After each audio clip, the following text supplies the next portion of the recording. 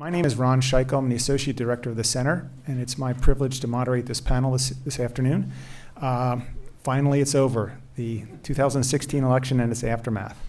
I'm joined today by two of my colleagues in the Government Department, Professors Brendan Nyhan and Professor Dean Lacey.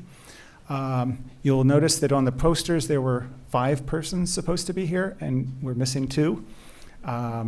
Invitations went out to both the leaderships of the Democratic and Republican parties of New Hampshire in September, a series of backs and forths and basically radio silence over the last several days. And so there'll be 3 of us here today. Hopefully we'll cover the turf as much as possible. The way we're going to do things is that we're going to start off with Brendan talking about the presidential election and then move on to Dean talking about the congressional elections. And I'll come back with a little bit on the state level elections and what happened there. Obviously, we're not going to get to everything, but hopefully we'll be succinct and concise about what we do have to say to leave plenty of questions for everyone, because I think that's going to be the most interesting part of the conversation here. Not that we will be uninteresting, but I think hearing from you and what your concerns and issues are, and perhaps us lending a hand and wrestling with those questions would be the best way of doing it. So we'll start with Brendan. All right, thanks. Sure. Yep. Do my Trump-esque fiddling with the microphone.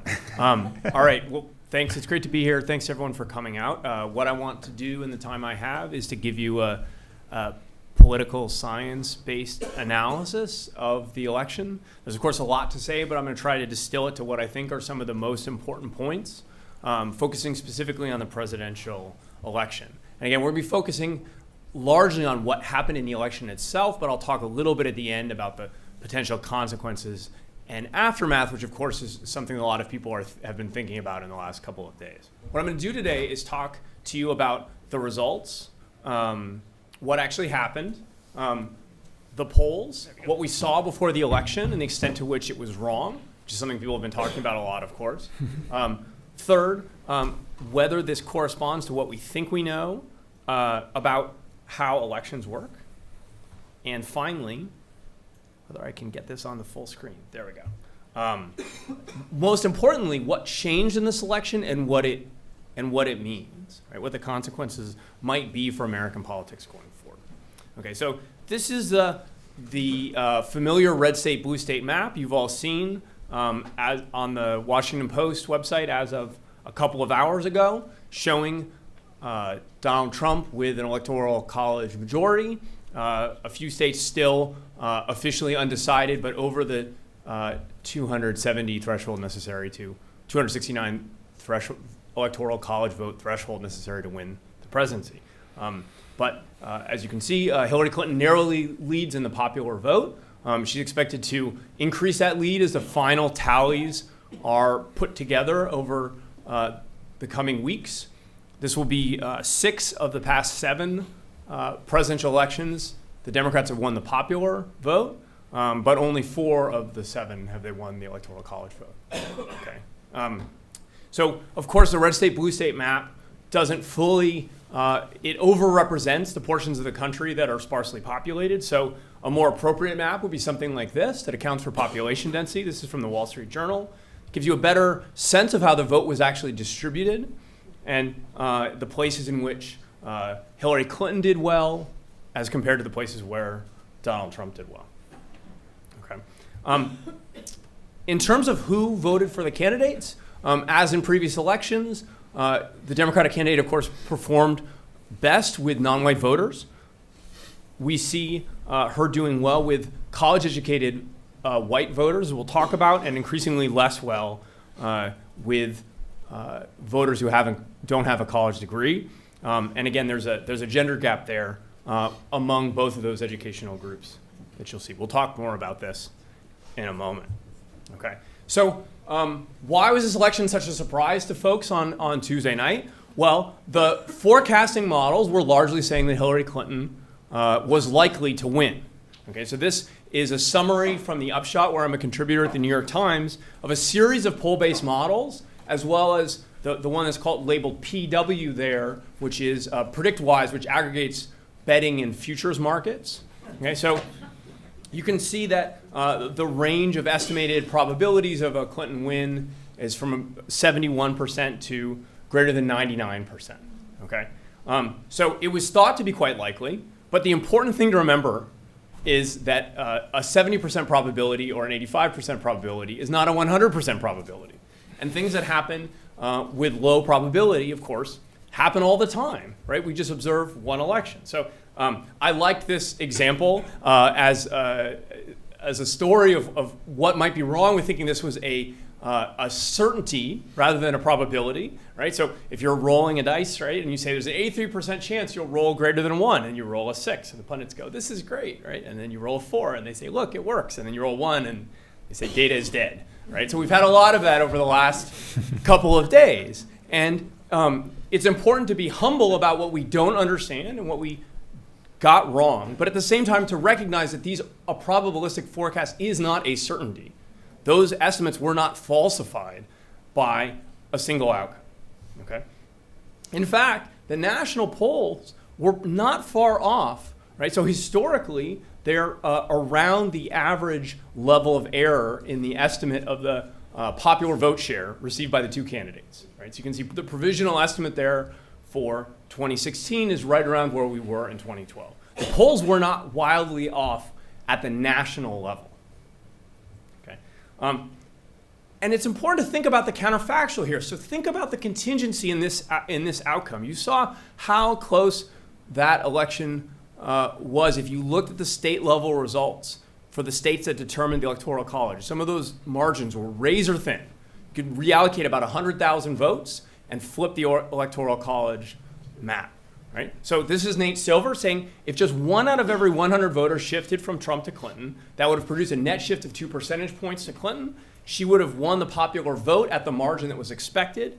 The state level polls would have almost all been accurate with that 2 percentage point shift. And no one today would be saying polls are broken, right? So just 1 in 100 voters switching their vote would have been enough to match what was expected. So it was not what was expected, but it was not completely different, right? So the panic and chaos that people think is happening about polls right now is overstated, okay? Now, the polls clearly weren't right either, so it's important to think about, well, why did they not anticipate the expected outcome? And you can see here that the polling error, which is what's on the y-axis here, was much greater in the states that Romney won in 2012. Okay. Now, but this wasn't an across-the-board miss towards where Clinton's vote share was overstated in every state. In fact, you can see she overperformed the polls in some Democratic-leaning states. It was those states that favored Romney where Trump significantly overperformed. Okay. Specifically, though, even better a factor that seems even more important in understanding where the polls went wrong is the states that had a higher proportion of non-college whites. And that was the group that Trump has focused on and been more successful with than prior Republican candidates. So you can see here that the polling error was greatest in the states that had a higher percentage of non-college whites. Okay. But again, this doesn't mean that everything we thought we know was wrong. This election maps quite closely to what we saw in 2012. Okay, so this is simply how well Romney did in the states versus how well Trump did according to the preliminary vote counts. And you can see they're very closely linked, right? This map has not been scrambled, right? If this had fundamentally changed how American politics would work, we wouldn't see those being linked so closely, right? So this is very consistent with what we saw in 2012. We're talking about relatively small shifts. But of course, all it takes, 2012 was a quite close election as well, right? All it takes are some small shifts to flip the outcome. And that's what we saw. Similarly, the things that we think predict presidential election outcomes also predicted this one. Okay, so political scientists, if any of you have taken classes here with myself or my colleagues in American politics, we talk a lot about the fundamentals, the things that are not specific to the candidates that shape presidential election outcomes. And two of the most important are the state of the economy heading towards in an election year, heading in usually the second quarter is the best predictor, and second, presidential approval. Okay, and you can see here that 2016 fits quite closely with our past historical experience in terms of the correspondence between how popular the president is and the expected vote share. Okay, so that dotted line represents what we would expect given the data, right? And you can see that the 2016 data point there in both cases is very close to what we would have expected. Okay, so again, no signs that everything we thought we know is wrong here. Okay, there are of course things that change, and we'll talk about those in a moment. Okay, one final point. Interestingly, because those factors that I just showed you worked so well in explaining the vote, the fundamentals-based models that took no account of the polls, or except for one presidential approval, actually performed better than these more elaborate polling models that were using polls all the way up until the end. So if you actually took the political science forecasting models that were published several months before the elections and you averaged them together, you actually came quite close, much closer than these more elaborate poll averaging estimates that you see here. Okay. So what changed? Okay, so the first thing I just want to say is all statements that you will hear and you have heard of the form Trump won because X are wrong. Okay, there is no one X, right? It's not Facebook, it's not just race, it's not just sex. There's a whole series of things we're saying it's just this one thing. It's not. Okay, and similarly, in terms of voters' reasons for casting a vote, voters don't all have the same motivations. The story is more complex. Okay, I'm going to give you some suggestions about what might have changed, but I would just encourage you to be skeptical about those sorts of claims. Okay, so what changed versus 2012?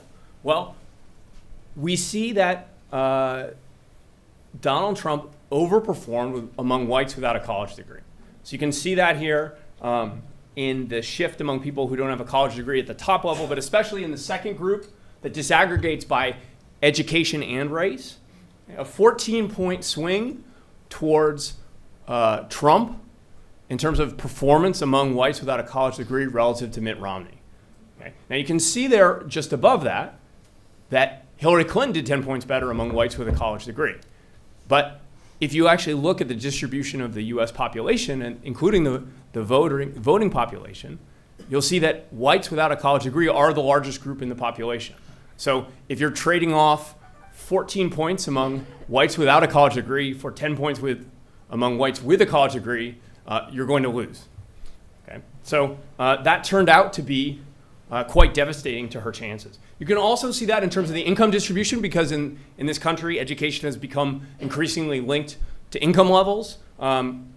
Increases in the Republican vote share among folks who have lower levels of income, under $50,000, increases in Democratic performance among higher income households. Okay. Here's a bit of a broader historical perspective on that education divide I was just showing you. It's important to point out that this is unusual. You can see here in the right, there's the overall vote distribution among folks who have a college degree versus not in the left panel.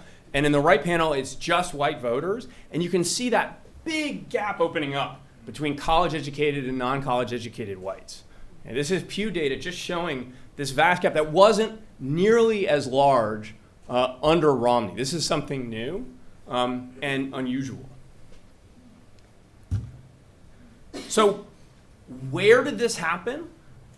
It was concentrated in the upper Midwest, which you probably noticed in terms of when people started freaking out on TV as those Rust Belt states vote returns started to come in. Okay, so the red here in the map is highlighting those counties that shifted most significantly towards Republicans versus 2012, and you can see how heavily concentrated they are in the upper Midwest. Okay. County level data, similarly consistent with what I just showed you earlier, those improvements among counties that had a higher percentage of whites without a college degree, right? That's where Trump really overperformed. Okay. One final perspective, and I think this is important when people are talking about this election in terms of race. This map here on the left, I just want to talk you through it because I think it's very interesting. This is the change in the vote in the red, again, is highlighting a shift towards Republicans. This is a shift from 2004 to 2012 among overwhelmingly white counties. This is a graph made by Nate Cohn. And you can see here that there was a swath that follows kind of the Appalachian region that swung Republican under Obama. That was interpreted as a kind of racial backlash against Obama, but that was not observed elsewhere in the country. Okay, you can see that that dark red is quite unusual in terms of where Obama lost votes. Okay? But if you actually look at 2012 to 2016 here, again, we're only looking at overwhelmingly white counties. You can see that same swath of the upper Midwest where that strong Republican shift seems to have happened in red. Okay. So what does this mean? Let me just give you some provisional thoughts. Again, this just happened. Okay, so you're seeing social science on the fly. We don't know yet is the short answer, but I'll give you some thoughts you might think about. These are things that I've been thinking about. The most important question coming out of this election to me, as a scholar of American politics, is how Donald Trump changes the party system. Because the party system, partisanship, and parties organize American politics. Okay? And we have a party system that is organized along a liberal versus conservative divide, right? As you know. But what was unusual about Trump is the extent to which he emphasized instead this cosmopolitanism versus nationalism divide, okay? Which often coded along racial ethnic lines as well. One story that people will be investigating coming out of this election is whether that cultural and nationalism divide is what drove the areas we saw towards Trump. If it became a kind of identity politics type story in those areas to support him, right? A kind of backlash against cosmopolitanism more broadly. Now, we don't know that yet, but that's one conjecture, and it's consistent with the story that Trump's campaign was quite unusual. He was not a normal Republican candidate. He was not a normal conservative. He ran a different kind of race, and the difference in support he received is consistent, I think, with that story provisionally. Now, the big question is whether the rest of the political system follows along or not. Do Republicans pivot Trump back towards traditional conservatism, or do they swing towards that cosmopolitanism versus nationalism style of politics instead? And similarly, do the Democrats try to win back those white voters that they lost? Or do they pivot, do they essentially turn into the skid and emphasize cosmopolitanism even harder? Focus on mobilizing non-white voters and college-educated voters and give up on the white working class, which some people are advocating. Okay? That would accelerate the pivot of our politics toward that divide. So I'm just going to close with one last point here, which is all of this is great. Polling is really interesting. But what really matters is governance. And what really affects people's lives. The reason politics matters is because it affects people's lives. And we have no idea what this will mean for the country. Okay, so just to give you an example of how little we know, this is the Milwaukee County Sheriff who has been floated as a potential secretary of the Department of Homeland Security, arguing that he was about to go protest if Trump lost in the left panel, and then in the right panel immediately after the election saying that we should quell the protests against Trump.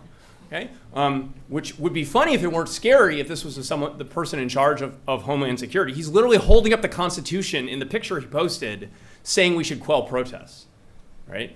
The Constitution, the document that protects people's right to engage in protest.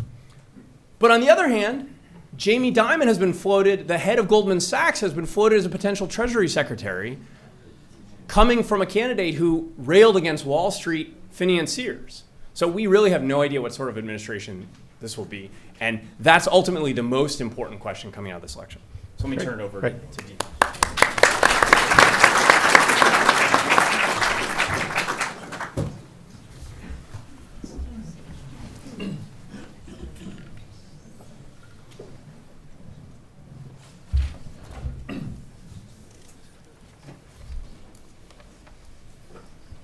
There you go.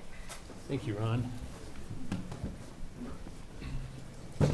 So these are the people who still haven't gotten enough of this election.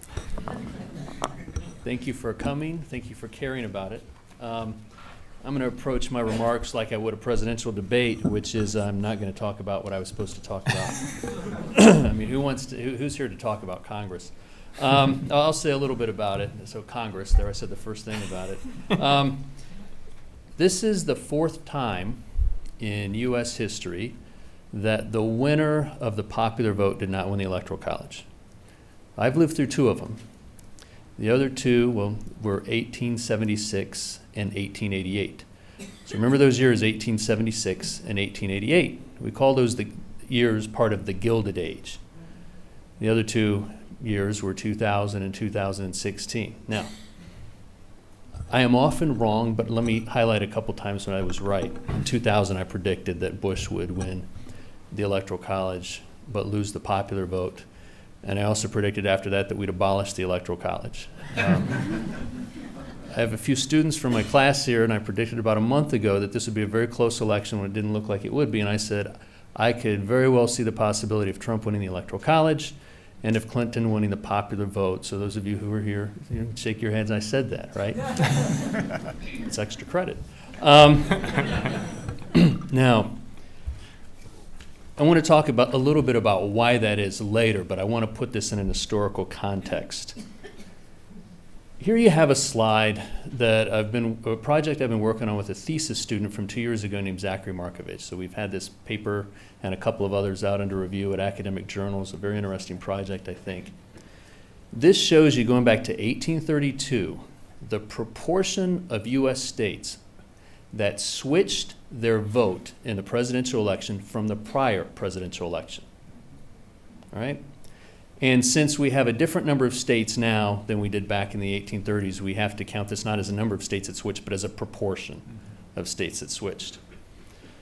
And you see the years there. So look, in 1932 and 1968, almost 3/4 of the states switched how they voted from the previous election.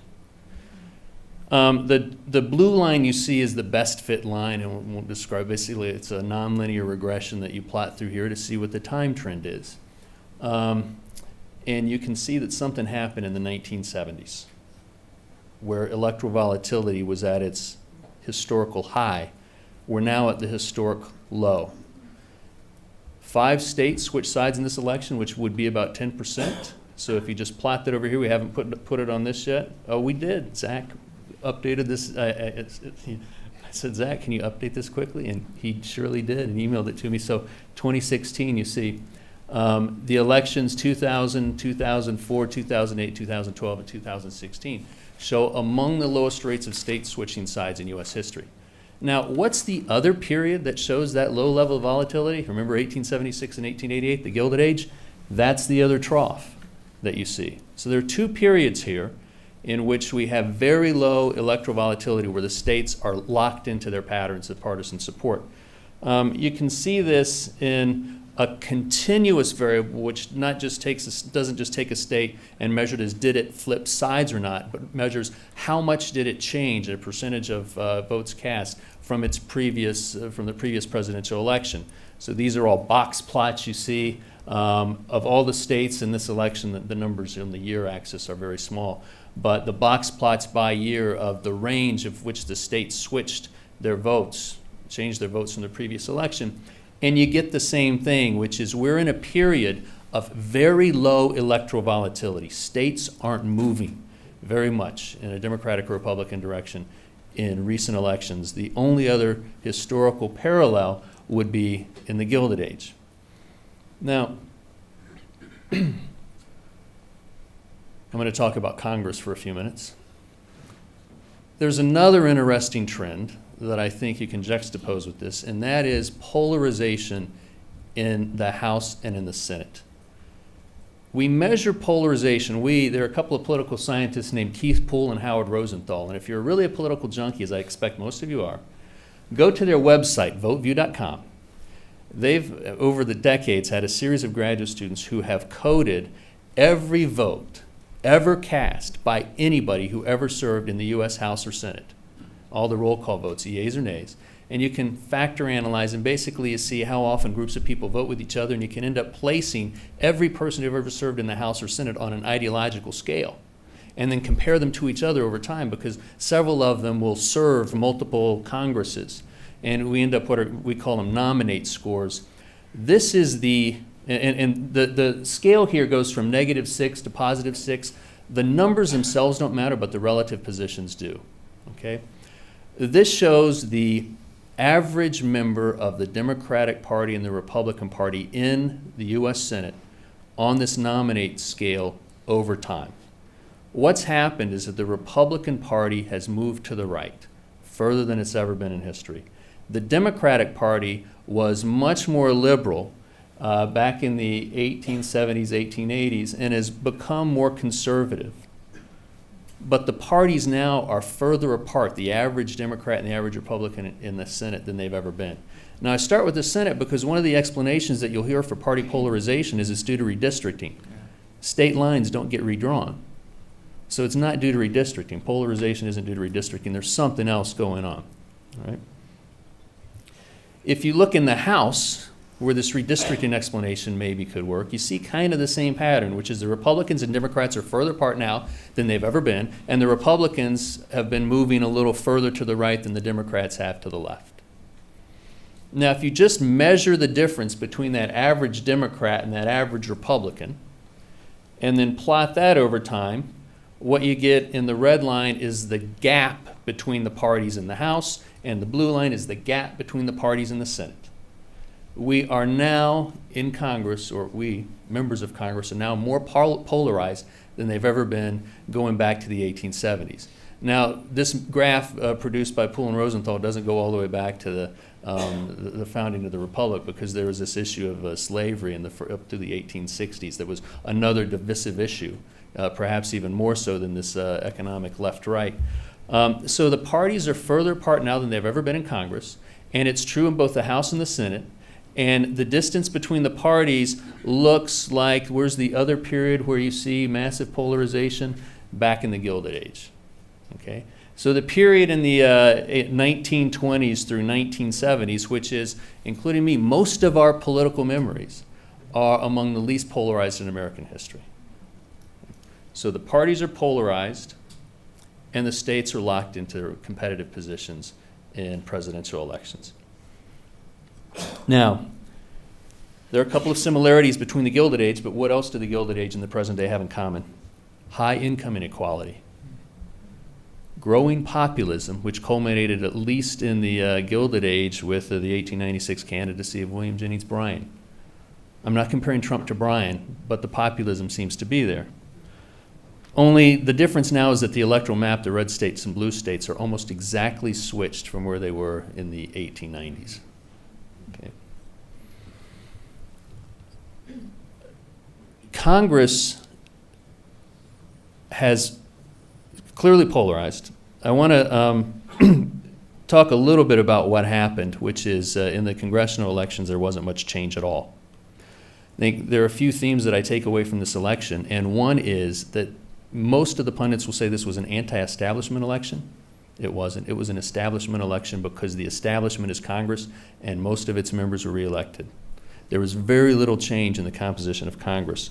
The Democrats picked up 2 seats, so we now have 51 Republicans, 48 Democrats, and there used to be 2 independents, but when Bernie Sanders ran as a Democrat for president, I guess he's now a Democrat, or at least he's counted as such.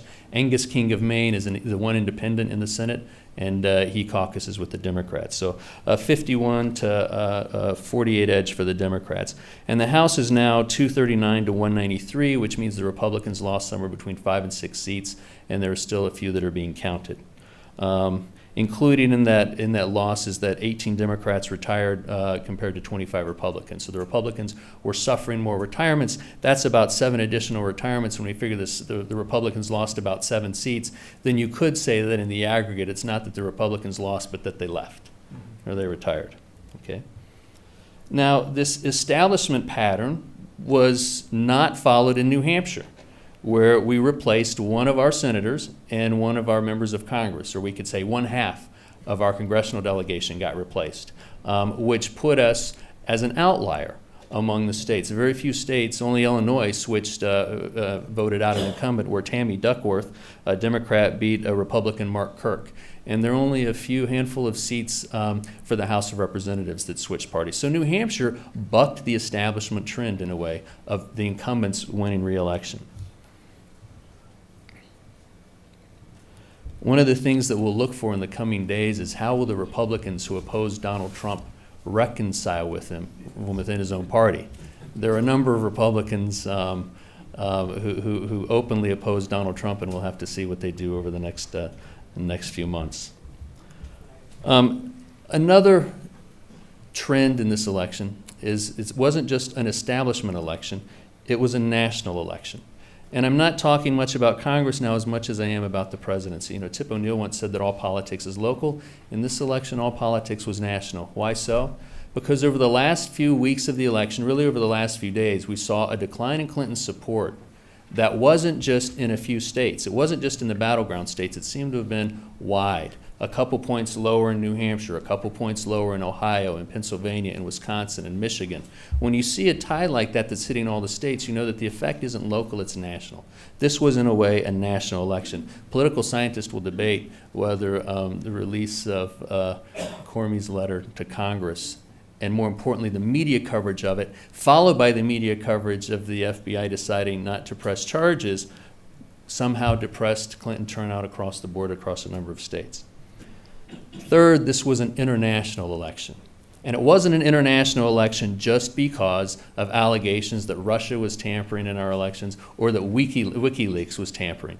Rather, it was an international election because as much as the ascendance of Donald Trump may be about American exceptionalism, it's also part of the Brexit phenomenon, which is the rise of global populism in response to globalization and multiculturalism. We were following the British in this context, and we're also probably following other parts of Europe, which is we are part of this global tide against globalization. So this was an establishment election, it was a national election, and it was an international election. Let me close with one other thing that I think that will put this election in context. In 2008, the Republican candidate, it was John McCain, won 60 million votes. In 2012, Mitt Romney won 61 million votes. Donald Trump just won a little over 59 million votes. Let's say it goes up to 60 million votes as the votes are counted. So the Republican votes in the presidential elections in the last three went from 60 million to 61 million to 60 million. Donald Trump didn't get any more votes than his predecessors on the Republican side.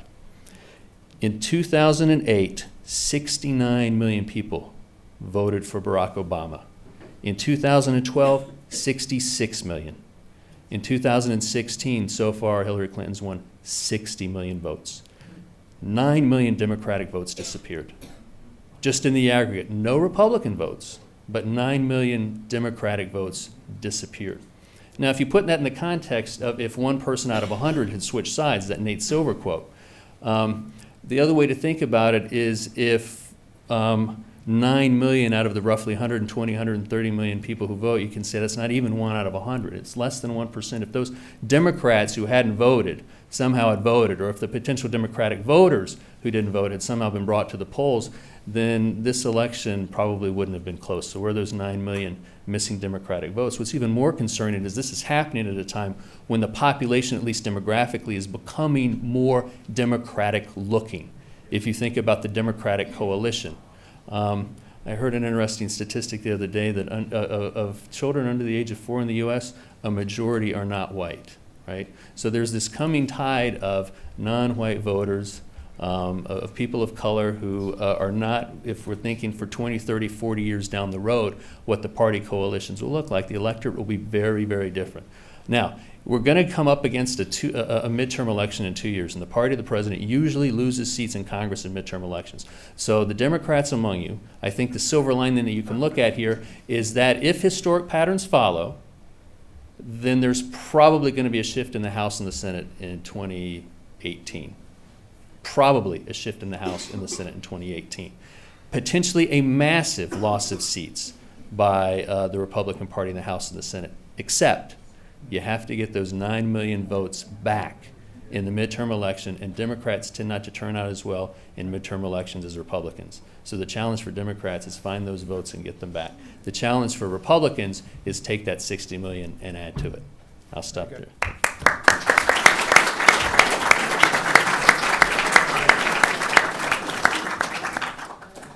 I'm going to talk a bit about what happened at the state level here, and it pursues some of the same themes in terms of some things changing, some things staying the same. So the pre-election numbers look like this. That is, there were 30 states controlled by the Republican Party, there were 12 states controlled by the Democratic Party, and 7 of them have split control. After the election, 32 states now have Democratic or Republican control, 13 states Democratic, and 3 states have splits, and I've got New York up there. We haven't quite figured out what's going on in that area. That's important to understand, that the underlying political environment that leads to presidential elections and leads to congressional elections is based out of the state legislatures and what they can do and what they do. And there's a disproportionate share of those being held by Republicans. And I think that's important to understand in terms of the ground game or any kind of foundation upon which you build political party momentum. It certainly has its impact on the redistricting when it comes to the state or the legislative seats in the House of Representatives. So important to keep that in mind. On the governor's side, not a whole lot of movement, but close to home, a whole lot of movement.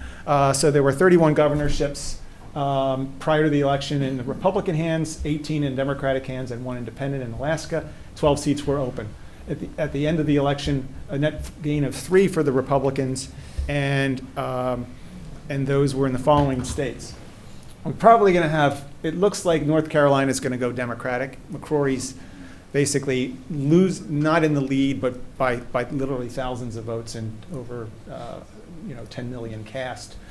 So not a whole lot of volatility going on at the gubernatorial level, but still the deck is stacked in favor of the Republican Party overall, of having almost 2/3 of the House or the gubernatorial seats held in their hands.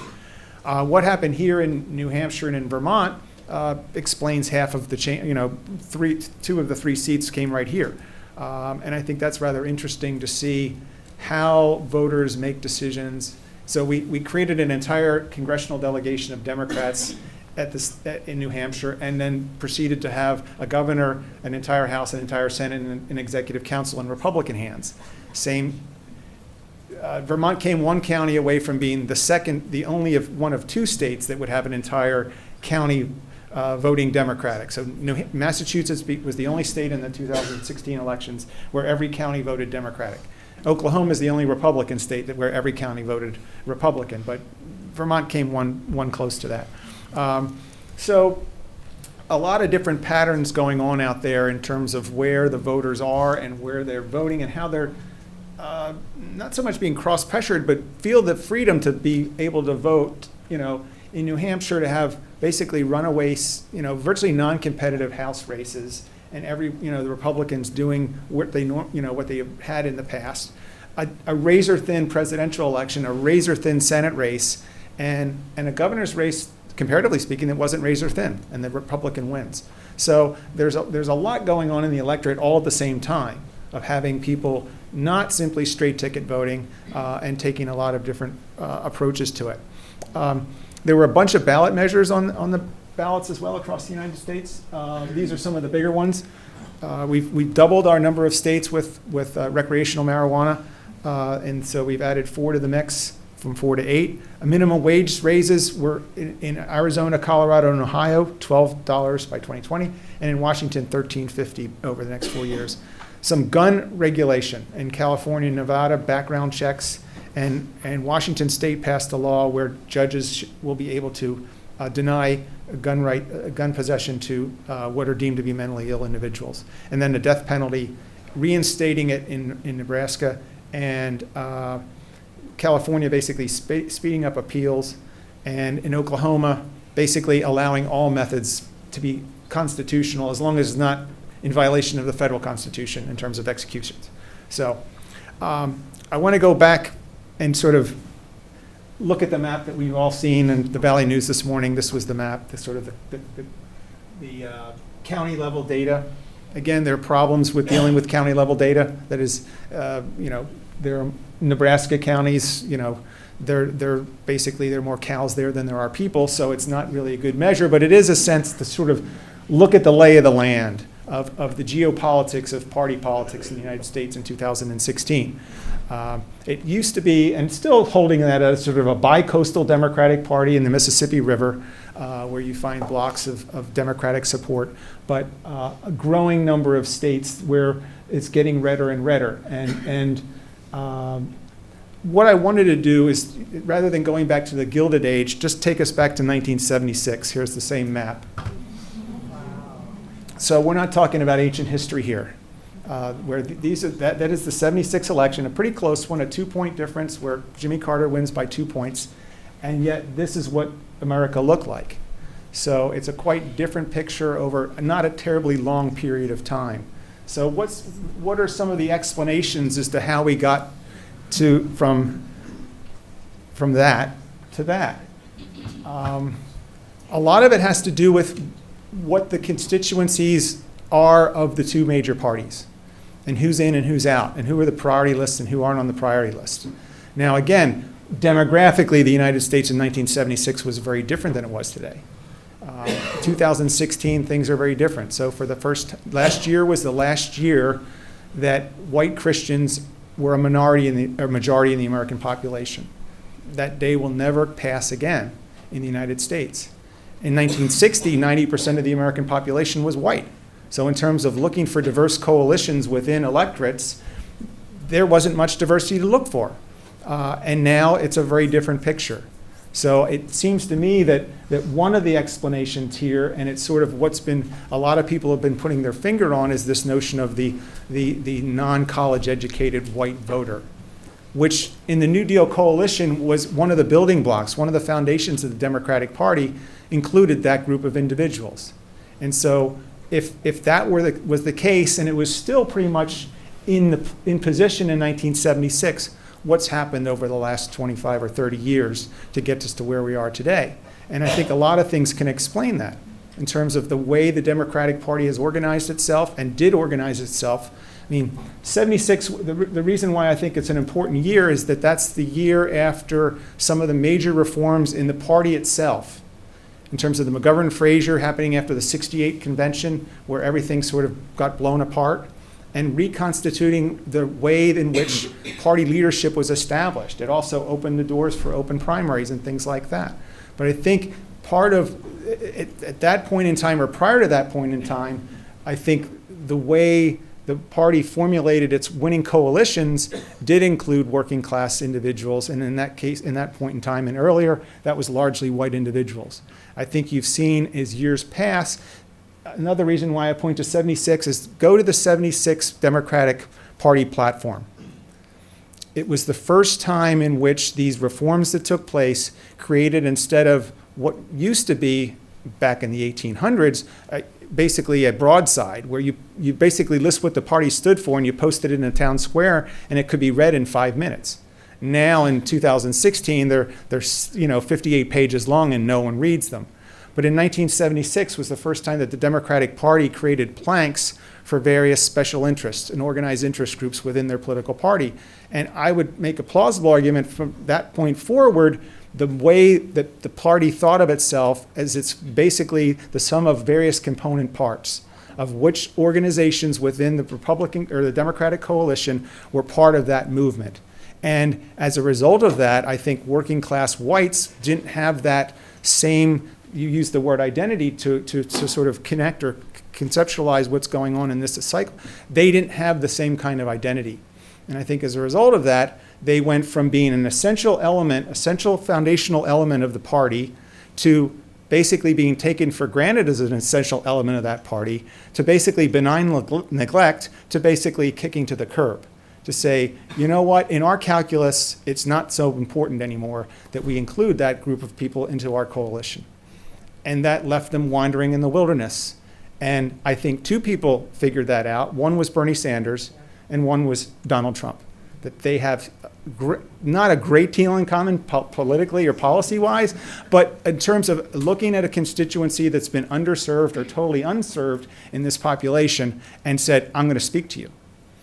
And I think it's, again, if it's cosmopolitanism that wins the day, then it's going to be no real room for working class whites when once upon a time that was a really key element to the Democratic Party.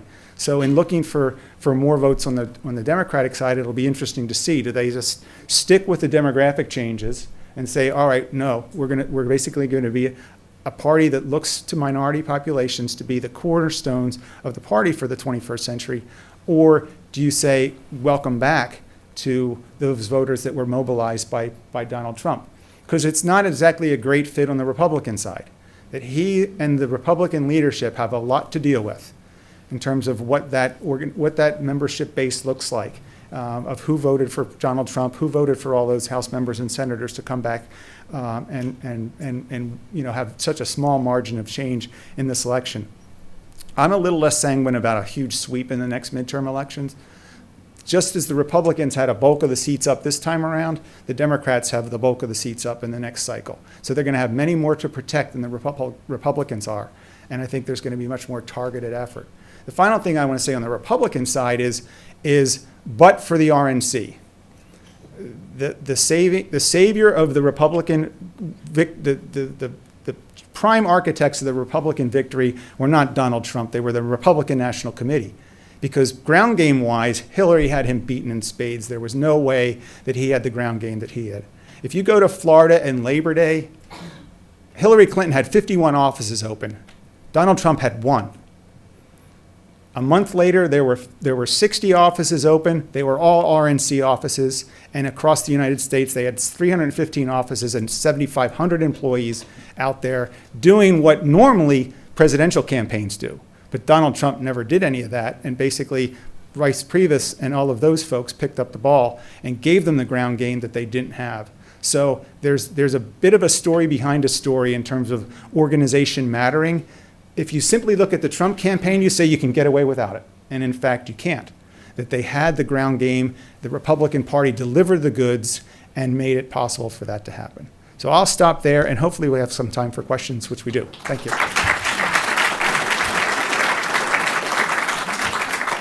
Okay, we've got microphones coming down. We'll start here, and then we'll go to there. So 1 is here, 2 is there. Hi. The shocking statistic for me is these 9 million disappearing Democratic voters. I mean, I haven't seen that in the press. Do we know that there are 9 million voters who voted Democratic and disappeared?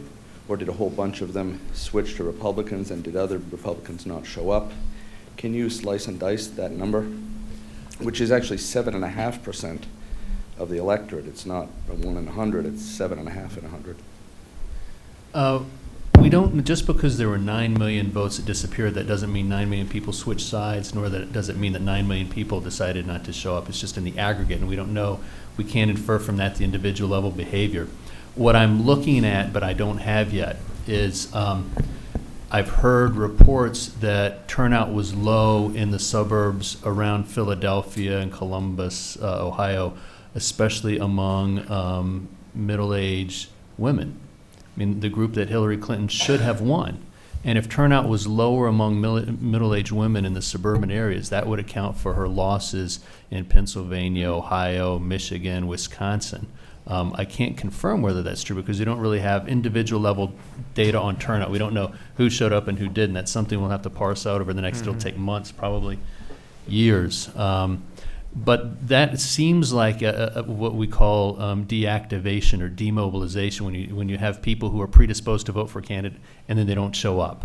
Despite this tremendous Clinton ground game, there was something that kept people from liking her enough to vote for her, which is the same problem we saw in 2008 when she ran, or presidential elections when she ran against Barack Obama, and also when she was running against Bernie Sanders in the primaries. Any data, for instance, on African Americans who voted perhaps disproportionately for Barack Obama and then didn't show up? So we don't without the individual level data, we can't tell until we have the voter file. But Hillary won 88% of the African American vote compared to, I think it was 92% for Gore.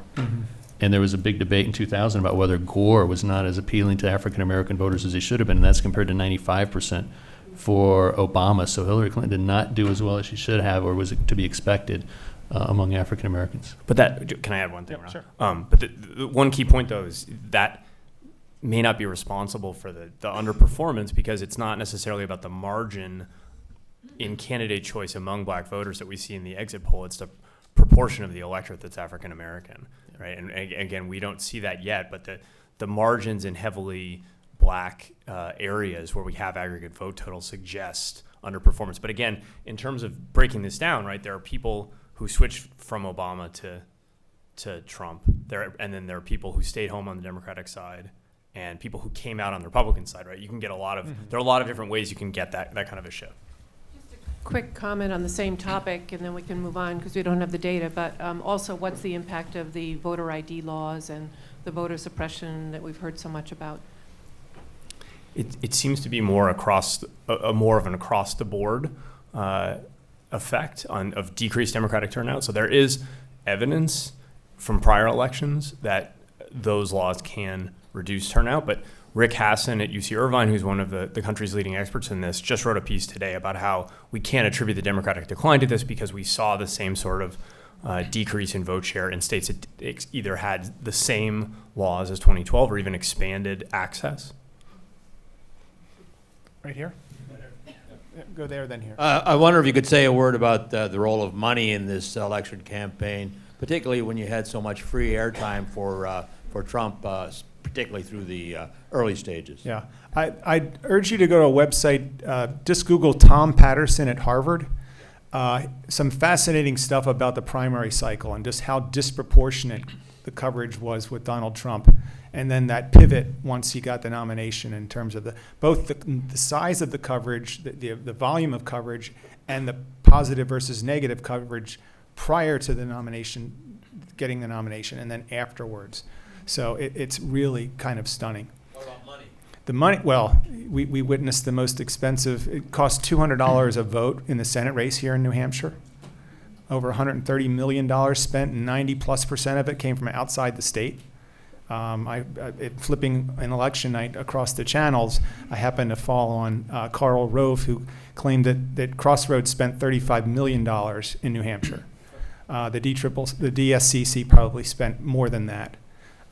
So I'm not sure that was whether that drives things. You know, it created a razor-thin election for sure, but I'm not sure that money was the big story this time. Yeah, I would take a few things out of, a few conclusions about money. Number one is an important thing that could have happened is that if the Libertarian Party had gotten 5% or more of the vote, it would have qualified for federal matching funds, and it didn't.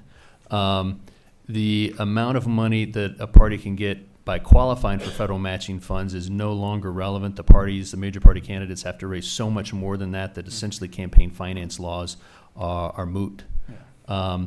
And I don't think that the money mattered as much because free media, social media now matters so much more. Twitter and Facebook are virtually free, and that's how candidates are reaching voters now, and also through free airtime. So the campaigns, we're in a new era of campaign spending. It is cheaper and easier to reach voters now than it's ever been before. The campaigns can target them better with advances in technology, so the campaigns know more about voters than they ever have, regardless of how much money they have. Yeah, and just to add, can I just add one quick point, Ron? Yep. If this election is a great example of the myth that money can buy elections, right? Jeb Bush lit $100 million on fire, and he was not the Republican nominee. Hillary Clinton significantly outspent Donald Trump, and it did not win her the election. That money probably helps a little bit on the margin, but it wasn't enough to make the difference. Yeah. How do you gain those voters who joined with Bernie Sanders and with Donald Trump while still maintaining minority support within the Democratic Party? I think that's the million-dollar question. Is it are they interested in expanding that base and including those people? I think that's a conversation that the Democratic Party leadership needs to have, and Bernie better be at the table when that conversation takes place, because I think that group was underserved by the Clinton campaign. Let's go here. Coming back to the issue of money, pardon, with all due respect, I'm not sure you guys watch enough TV, because I have a Vermont cable or satellite dish, and so I saw Kelly Ayotte and Taxon Hassan, and every commercial break in every ball game for months and months on end. So the 35 million, it sounds very plausible. About a year ago, getting ready for the election, you know, I was trying to read the Dark Money, the Jane Mayer book. I think the Koch brothers had $800 million they had amassed, supposedly. Where did that go? They didn't spend, They didn't. in terms of, they didn't spend for Trump. They spent, That's what I'm saying. Where did that go? Right. well, I don't think they kept it spent in most of their- it. Right, they didn't spend it. Some in the it's- states, right. some to super PAC supporting other Right. candidates. I mean, it's the notion that the people involved in the process are being crowded out by that money. I mean, all the airtime was basically bought up by external players in the game. And that, to me, is a sad commentary on the way the system works.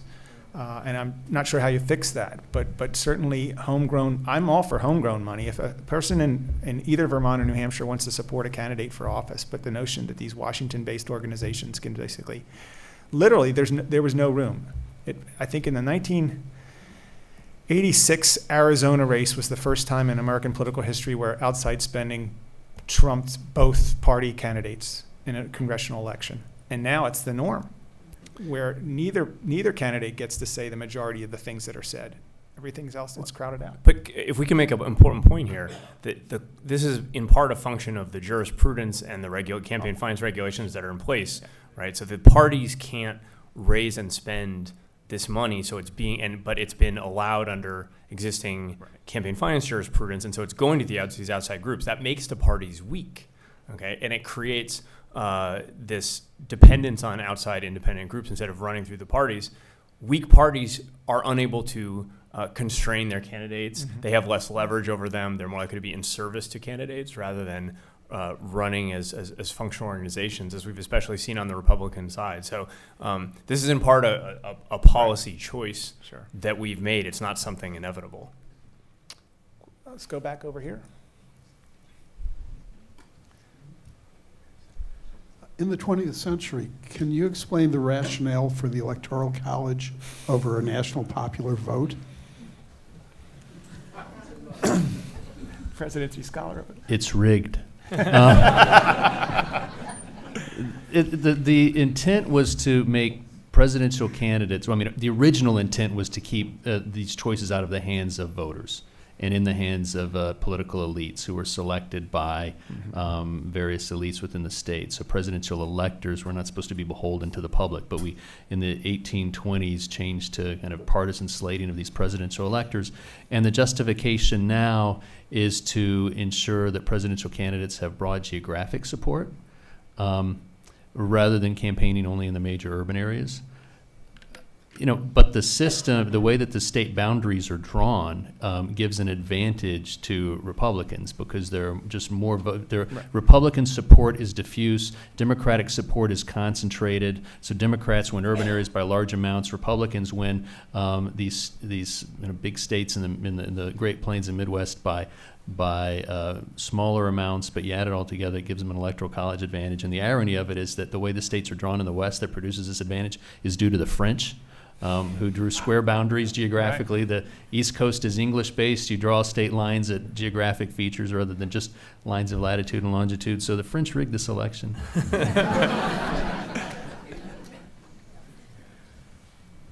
Clearly, the Democratic Party has been dealt a devastating blow in this election, given the results across the board that have resulted. What would you guys say would be the resulting recommendations that they need to take? Is it a top-down overhaul, or do they go from the ground up and try and tap into the anger that's been seen amongst average white voters and try and retool their viewpoints? What do they do? Well, again, that's the question Democrats are trying to figure out. I don't think any of us can speak for the Democratic Party. I think it's certainly the case that the national strength of the Democratic Party in presidential elections has masked the fundamental weakness of the Democratic Party at lower levels that Ron was describing earlier. The Democratic bench, as a result, is very weak. It's very limited. It's small. It's concentrated in areas, on the coast especially, and it may be lacking in candidates who are well positioned to appeal to a broader swath of the public. Right. So, obviously, you can't pick and choose. You have to do all of these things at the same time. You have to do the national and the state politics. But the the fundamental weakness of the Democratic Party at the local and state level is going to haunt them if they don't correct it. Now, people tend to get sick of the party in power, so we will see. But the point that Dean made about the consistent polarization in the states may lock a lot of these states in place. Mm-hmm. So the challenge Democrats face is how do they win in places where polarization is moving down ticket, right? It used to be people would vote for a different party at the presidential level than Congress. And then it was president and Congress, but not your state officials. And now it's going all the way down, mm-hmm. right? And so the Democrats have to figure out in this huge number of states where it's not especially favorable to them, how do they overcome that? And I don't think they know. Let me add one opportunity and one problem for the Democrats. The opportunity is post-Clinton. Mm-hmm. I mean, the taint of Clinton was on the 2000 election. Al Gore couldn't run away from him and, lost the Electoral College. And Hillary Clinton couldn't run away from her last name. And I think now that the Clinton apparatus, in a way, may be gone from the Democratic Party, it creates an opportunity. Now, within the Democratic Party, I think there will be a debate over whether they should continue to follow the Clinton way, which is the moderate, be fiscally conservative compared to the rest of the party. Clinton and a number of other Southern governors like Chuck Robb in the 1980s came up with a strategy of moderation, and it was successful. Even Barack Obama, in a lot of ways, was following that strategy. I think a lot of Democrats will say, look what the Republicans did, not just in Trump, but in Ronald Reagan. They picked somebody who was out on what might be considered at the time the wing of the party, but had a very forceful message. So is the next Democratic presidential candidate better to be a moderate or somebody like a Bernie Sanders who is, out further to the left? American politics is played between the 40-yard lines, if we use a football analogy. Bernie Sanders was out there at the 20-yard line. And is that the direction that the Democrats go? And I think Donald Trump was on a different playing field altogether. Let's come down front here. If there are folks in the other rooms that want to come and ask a question, just come to the back and we'll queue them right up. Thank you. So since the election, I've been seeing this phrase come up quite a bit, that parties are weak, but polarization is high. It does seem like one of those phrases that people pull out to explain something that was so unexpected. But in listening to all of you talk, there seems to be more, it seems like you're saying more that there was this very defined group that was trying to find someone to listen to them. And I was wondering, how can you square both sort of ideas? Well, I think the exit polls had a question on there about, do you want the future of American policy to move in the direction that Barack Obama created, more liberal than Barack Obama or more conservative than Barack Obama? And 22% of those, 17% of the exit poll respondents said more liberal than Barack Obama, and 22% of them voted for Donald Trump. So that might be capturing where some of the disaffected Bernie Sanders folks went. So I don't know. Bernie said no. The Democrat Party idea is so strong. The Bernie Sanders people who came out overwhelmingly, I'm confident we will find when we get the full data, overwhelmingly voted for Clinton. I'm quite the polling we have from prior suggests that 90+% of them were going to vote for Clinton. But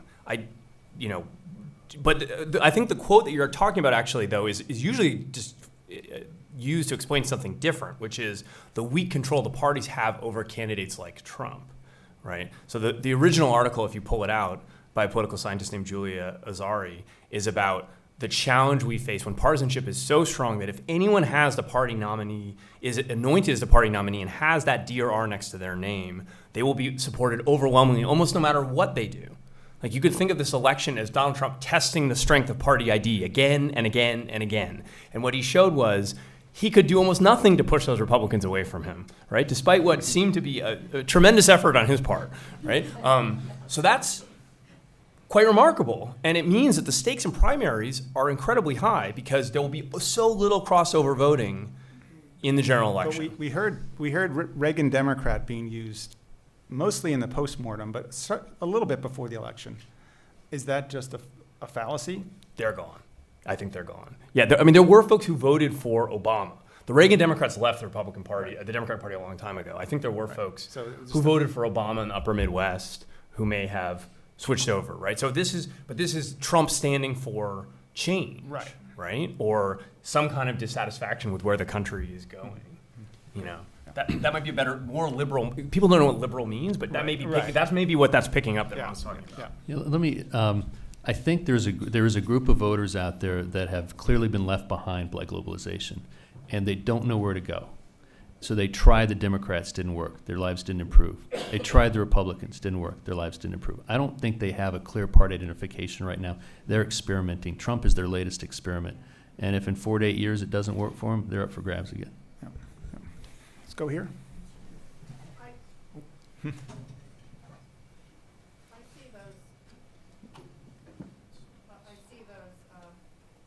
Go ahead.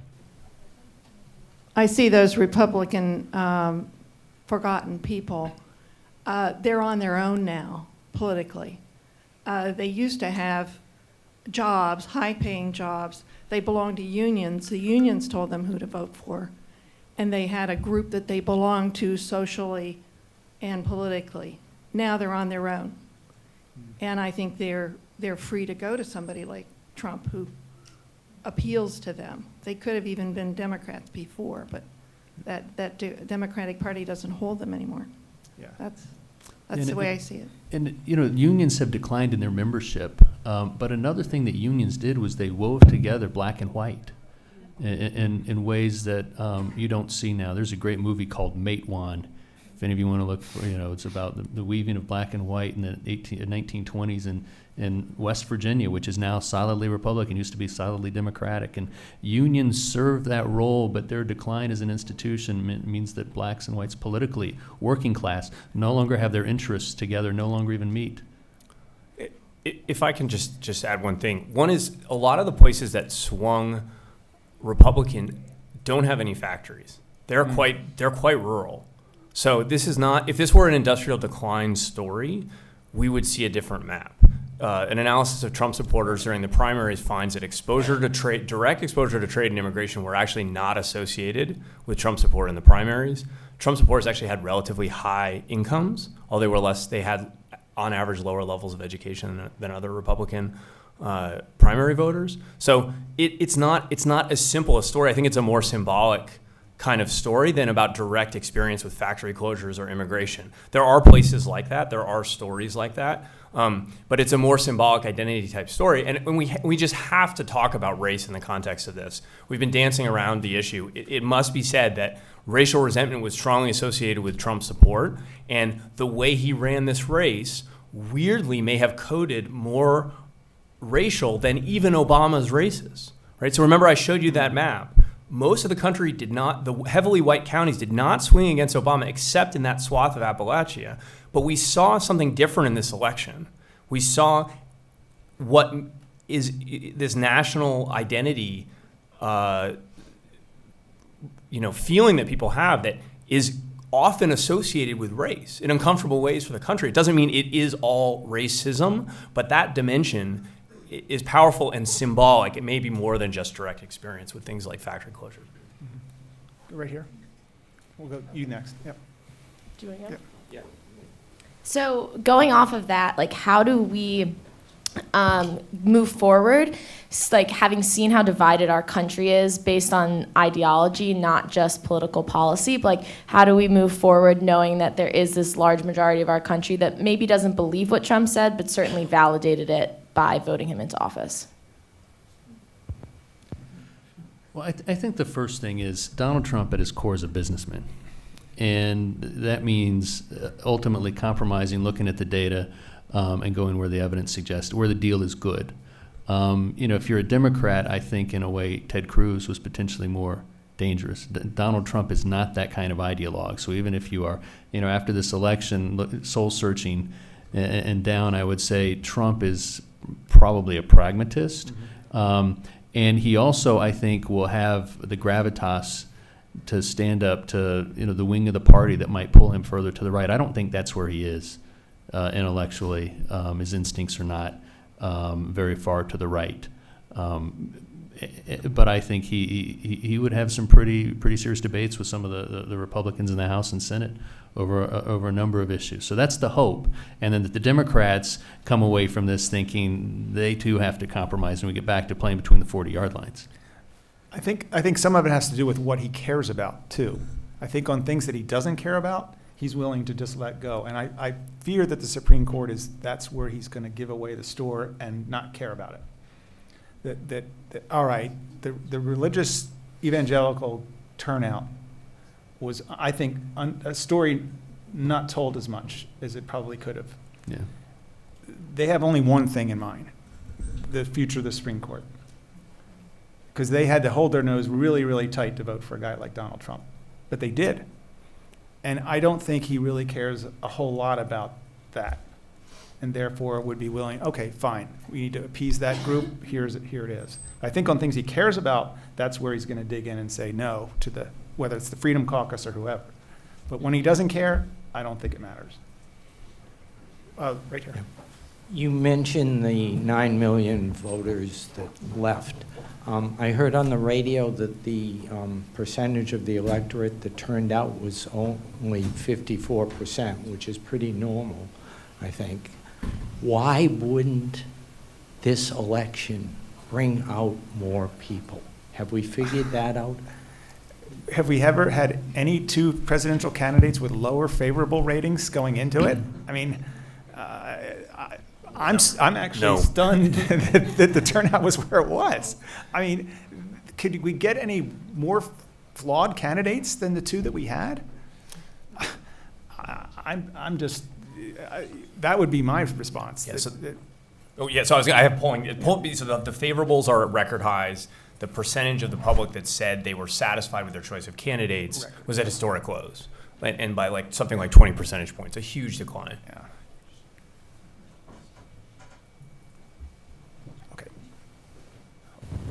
You talked about what was so interesting is it wasn't an industrial decline, but the decline was seen in it was people with higher income but lower level of education. And when I put that with the number of non-college educated, especially white men, we haven't talked about gender yet. And that, to me, the decline of the power of the male in this country, I'm wondering if that was a factor and can it be studied? So non-college women came home for Trump too. Yeah, so it's not a clear gender story. The gender gap is relatively consistent. Trump did a little better with men and about the same with women as Romney. Would that white be attributable to evangelical? We don't know yet. It's married women tend to vote more Republican, so that the gender gap is really a marriage gap.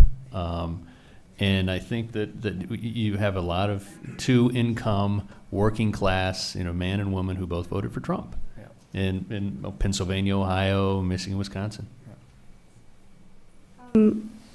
I see three different strains of voter motivation in this election, and I was curious if you could address what you think is strongest, personal, policy, or partisan.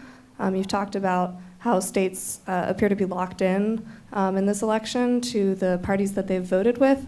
But then you also look at the high levels of distrust and the talk about temperament, which looks to me to be more personal. And then you also have the movements of anti-Clinton and anti-Trump, which to me look to be policy-driven. So which of those do you think is dominant? And if they do contradict each other, how is that played out? I think I'll take the third piece, and I think my colleague Charlie Whelan was disappointed in this election. If you've got terribly flawed candidates and no one chose that third option, or comparatively fewer people chose the third and fourth options, I think that gives third-party movements of any kind pause in this. That people stayed home in one or the other party and not drifting away. I mean, maybe it was Johnson's. Again, he was equally flawed. But Ross Perot got 19 million votes back when he ran. He was not a exactly unflawed candidate either. But that didn't appear this time. And you would have thought, given those two flawed candidates, someone could have driven a Mack truck down the middle of this electorate and captured votes.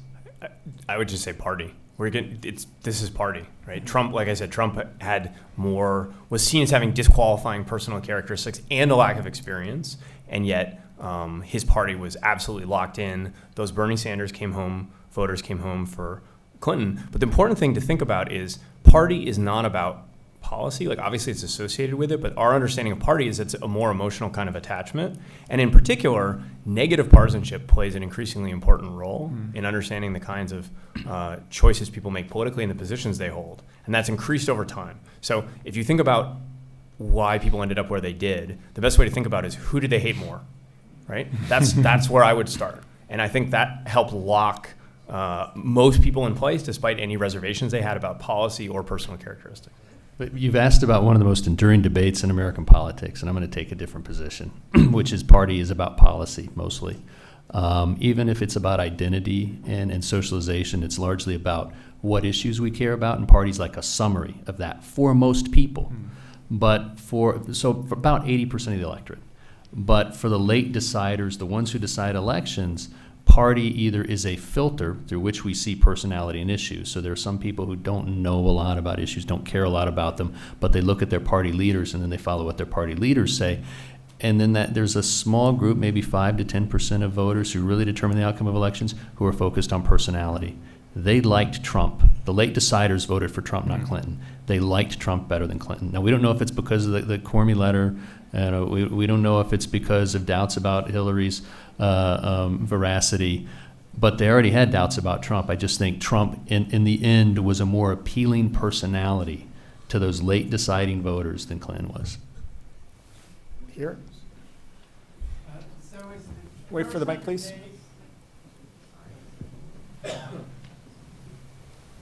Do you expect in the first 100 days, will the policy that comes out of that be more driven by Trump or by Congress? And what do you think the principal things to happen will be, the most important ones? They're figuring this out right now. So bizarrely, Trump's victory speech was mostly about infrastructure spending, which probably came as a surprise to the people who voted for him for these symbolic identity reasons. Now, the Republicans in Congress don't seem so thrilled about that. They're writing a big tax cut bill. So some mix of tax cuts and Affordable Care Act repeal would be my guess. But Affordable Care Act repeal is a morass. So my guess would be some kind of tax cuts and spending program that lets them distribute some goodies. And then after that, who knows? I'd say the Trans-Pacific Partnership is dead, and Obamacare has a target on it. Let's go here, and then we'll go here and there. Our son just turned 30. He called from California. He said he's really excited, and all his friends are voting blue, and I guess he's in the millennials. I don't think that word's come up yet today. So he says, going forward, things are going to get better. And I read something about even young Republicans on college campuses are more blue than their parents. So what do you think is going on? And will that be a factor going forward? Who's got the millennial? You know, every generation that comes of age adopts the party, usually when they come of age to vote, of the popular president at the time. So my generation is the most Republican in the electorate right now because of Reagan. The millennials are the most Democratic in the electorate now because of Obama, Clinton. I don't think Trump is going to convert this generation. I think this will be an exception. I don't see 18 to 25-year-olds becoming Trump supporters. Maybe I'll be wrong, but that's just my guess. Can we go here? Yeah, thanks. So my question is, how many people ended up going down the ballot the whole way, filling it out, and then left the presidential slot blank, like just chose not to vote for a presidential candidate? Is that a negligible number, or is it non-negligible? I think they had 100,000 spoiled ballots in Michigan, if I remember right. So yeah, it's definitely not negligible. And lots of write-ins, Yeah. where they wrote in somebody else for. I know quite a few write-ins for president. Let's go back over here, and then we'll go here. So I was wondering to what extent the Congress will support Trump, because I know there were a lot of establishment Republicans who came out against him, and like he used to be a Democrat. How, like, will they be his enemy, or will they work with him to pass what he wants? I don't know. That'll be interesting. Will Paul Ryan go up to Donald Trump and say, "Here's what we're going to do," and Donald Trump says, "No. Here's what we're going to do." I wish I could be a fly on that wall. I mean, this is it's a not, if not a once in a lifetime opportunity, a once in a generation opportunity to have unified control of Congress. So I think a lot of Republicans are saying, if he's willing to play ball, if he's the deal maker that Dean suspects he might be, then this is an opportunity to get our whole agenda through. But again, they have no idea what Trump actually believes or wants to pass, or what he even knows or cares about. Right. So I it's, mean, but that I think gives Congress the upper hand. They've got the chapter and verse that goes along with the platitudes that he would launch out there. He has no idea what to do after you repeal Obamacare. He doesn't know what that next step is. I think there are members of Congress on the Republican side who actually have an idea about that. And so I think just on the information side, they've got the upper hand. And he needs to get something done. So I think there's going to be an interesting dialogue and back and forth. But I would, as long as Ryan can appease the interests within his caucus and figure some consensus out there, and can go to the president with a clear agenda and say, we can get this done, you'd be a fool not to take it. I think that's where. And Trump has zero political experience. Right. Zero. Never been a governor, never a legislator. Will he be Andrew Jackson or Ulysses S. Grant? Right. You know, and Grant was largely a failure. Jackson, you know, people said was imperial. You know, neither one of them had political acumen because they never held a political office. Right. So we're going to go here. Thank you. Your explanation of the polls was fantastic. It's interesting that for about a month prior to the election, with all the data that you've pointed out, it was never reported that Trump had a chance. As you went through, you said it was on this side or that side, and everything that the media presented seemed to point out that Hillary was for sure the winner. And when you think of the number or the percentage of the populace and the voting populace that get all their information from the media, it seems that may have had a determining role at that point. So in other words, they thought it was in the bag and stayed home. Yeah. I mean, it's one conjecture. It certainly was widely known. There are more people hearing about things like 538 than ever before. Right. So does that create a weird feedback loop where that makes their predictions less accurate because people know they think that someone like Clinton's going to win? And no one ever said that Trump had a chance. Well, I don't think that's the case. Again, it's the 7 in 10, 8 in 10, 9 in 10. Doesn't mean no chance, right? But unlikely, right? I'm sorry. Yeah. Right. Let's go here. Hi. My question is also related to gender. What exactly do you think has been the role of sexism and misogyny in gender roles in this election? And what do you think are the implications of Hillary Clinton's defeat and Donald Trump's victory for those for American society? After the election, I mean, Trump has to realize that, for instance, the entire New Hampshire congressional delegation is women. The leaders of our most important allies, England, Germany, South Korea, are women. And he's already has a bad reputation, so he has to fix that reputation. You know, that's the first issue. I mean, was this an election primarily about gender? Or did gender play a role? I think surely it did. And it is disconcerting that Trump, you know, we don't want to use him as an example for, you know, my 14-year-old son. I've had, you know, told him many times during this election, all right, here's an example of what you never say and what you never do and why. I've never done that before. Well, I guess I did with Clinton a little bit. Yeah, touche. Yeah, I mean, if I can just add one thing, you know, the evidence for lower level elections that our colleague Deb Brooks has collected and other scholars is that voters are actually quite happy to vote for female candidates. Now, we don't, you know, Hillary Clinton is the first major party presidential nominee, so we don't know if that extends to presidency, but we have lots of reasons from these lower level elections to think voters are, in general, willing to vote for women, and they don't seem to face an electoral penalty, right? And the New Hampshire delegation is some evidence of that. Right behind you. What about international aspects? Did Putin affect our election? And any insights into what's going to happen internationally? I know the whole world's scared of this thing. I don't know that Putin affected the election as much as Cormy. Now, maybe Putin told Cormy to release that. I don't know, right? I think that the Putin and basically our non-allies see this as an opportunity, and that's only because they know what they were going to get with Hillary Clinton, and they have no idea what they're going to get with Donald Trump. So they may be just engaging in wishful thinking at the moment. But this, in terms of the international implications, I mean, I think it's worth paying attention to what's going to happen in France. If Madame Le Pen becomes the head of that country, that's another domino falling in that direction. Let's go all the way in the back. What do you anticipate about the future of polarization, given the extent to which we can curate the media that we consume, who we hear from? And does that have a disproportionate impact on either of the parties? Mm-hmm. I think that we will not see a decline in polarization. I'm not sure we'll see a significant increase, only because I'm not sure how much farther we can go. But if the Democrats start seeking the Trump on the left, and at the congressional level they do the same thing, we could see even more polarization. I think the data suggests it's been disproportionately pulling Republicans further to the right. And it's because I think more Republicans are locked into Republican media sources at the moment. There's more Republican talk radio than Democratic talk radio.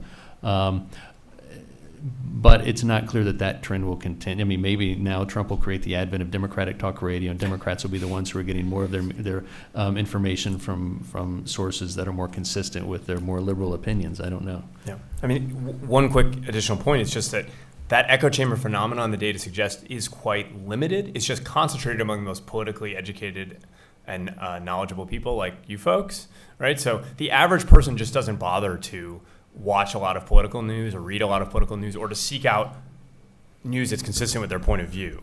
But the political news audience is much more polarized because it's disproportionately consisting of those folks who care a lot. And they can help drive the parties apart, even if they're a pretty small proportion of the public. Great. We're going to have time for one more question. Mine's two questions. First is a comment to I'm in Professor Deborah Brooks's class, and indeed, we are more prone, as the studies show, to vote for a woman just the same as a man. But with the studies or the readings that we've seen are also showing that we judge women on a different level. So given that, I mean, do you think that had Hillary Clinton been a man with the same email scandals and same everything, would she have won? Would she have beat Trump? Because I venture to guess that might have influenced voters. Would Joe Biden have won this election? Would Elizabeth Warren have won this election for the Democrats? It's hard to say. I do think it is significant that in 30 years in public life, it came down to Clinton using a private email server. That was the scandal. Yeah. And then the final one is on immigration. I came in a little bit late, so I don't know if anybody's asked that, but I'm afraid. So what can happen with immigration? I suspect he might go ahead and definitely sign off and repeal DACA, right? I have no more hope for DAPA anymore. And so what about the deportations, and what about anything? I mean, what can we expect immigration-wise?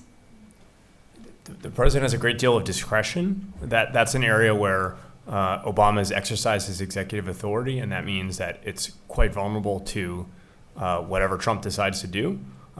It's a little-known fact that Obama has actually deported record numbers of people, although he has the DACA policy and some other policies that are perceived as less punitive. So, but we don't know. He has a tremendous amount of discretion in that area. That's one of the areas the president has the most discretion, and certainly the one that a lot of folks are thinking about right now who could be affected or know people who would be affected.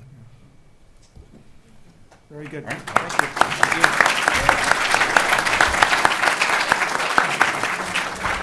Thank you all for coming. Appreciate it.